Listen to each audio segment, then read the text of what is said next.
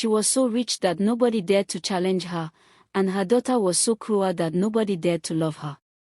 But one decision changed everything, the day a mother bought a husband for her spoiled daughter. Not knowing the man came with a plan that would destroy them forever. This is not just a story about marriage. It is a warning about pride, power, and the price of raising a monster. Madame Adaronk was not an ordinary woman.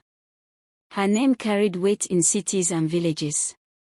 When she walked into a room, conversation stopped. She was wealthy, powerful, and respected. Her mansion stood on a hill like a crown, guarded day and night. People believed she had everything a woman could ever desire. But inside that house lived her greatest shame, her only daughter, Morenike. From a young age, Morenike learned that money could silence consequences. She spoke without respect, walked without humility, and treated human beings as objects. While her mother built an empire, Morenike destroyed relationships, one insult at a time. Morenike did not fear elders. She mocked them openly. She insulted workers and laughed when they trembled. Friends avoided her because her tongue was sharper than a blade. Anyone who tried to advise her became her enemy. Madame Adaronk watched helplessly. She tried correction, gentle warnings, even anger. But Morenike refused to listen. The girl believed wealth made her untouchable. And each day, her arrogance grew worse. Suitors came in large numbers. Some were rich, some educated, others humble and respectful. They came with gifts and good intentions, hoping to win Morenike's heart. But Morenike chased them away like flies. Sometimes she poured drinks on their heads. Other times she insulted their families. She laughed as grown men walked out in shame. Word spread, yet still they came, and still she humiliated them. One evening, Madame Adaronk confronted her daughter privately. She warned her that pride has an end, and power can disappear overnight. She begged Morenike to change. Morenike laughed. She told her mother that money was their god, and nothing could touch them. That night, Madame Adaronk felt a fear she had never known, the fear of raising a child she could no longer control. Then came the night everything changed. A young man dared to confront Morenike after one of her cruel outbursts. Words turned into shouting. Shouting turned into violence. By morning, the young man was dead. Panic filled the mansion. But money moved faster than justice. The truth was buried. Witnesses were silenced. And Morenike walked free, smiling, untouched by guilt. Madame Adaronk covered the crime to protect her daughter, but her heart was broken.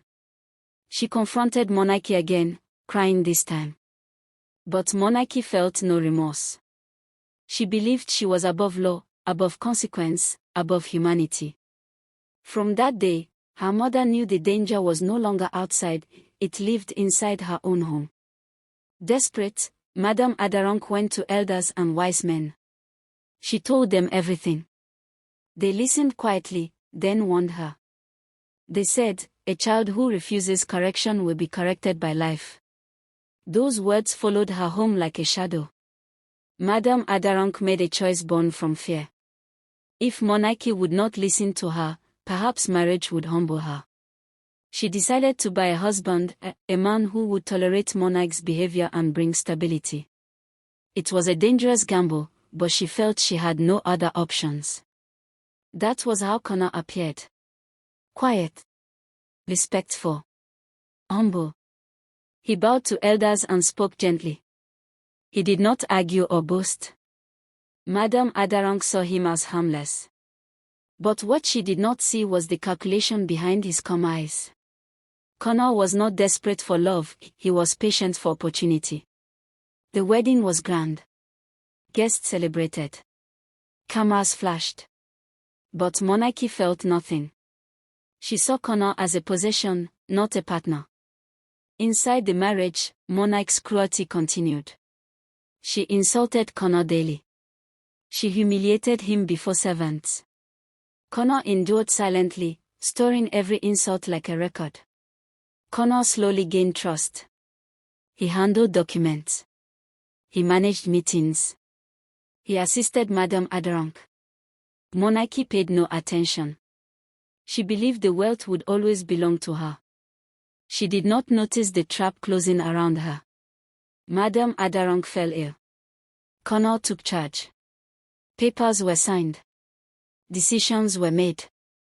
Morenike remained careless, still rude, still blind. Then one night, her mother died, taking protection with her.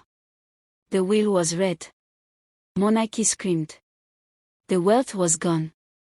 The properties belonged to Connor. Connor finally spoke.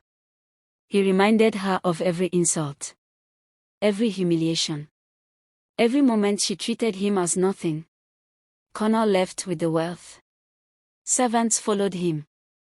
Gates closed. Morenike stood alone in the mansion, rich in regret, poor in power. Morenike fell from luxury to survival. She sold her jewelry. She begged where she once insulted.